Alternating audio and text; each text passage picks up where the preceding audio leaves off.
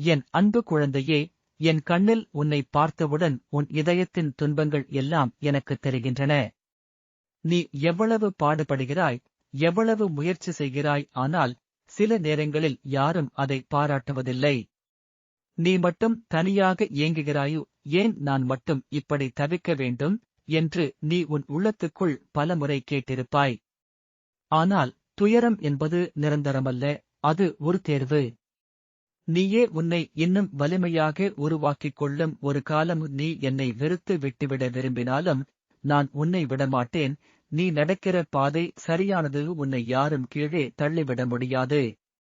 வேறு யாரும் உன் துன்பத்தை புரியாவிட்டாலும் நான் புரிந்து கொள்ள இருக்கின்றேன். இப்போது நீ உன் கண்ணீர் துடைத்துக்கொள்.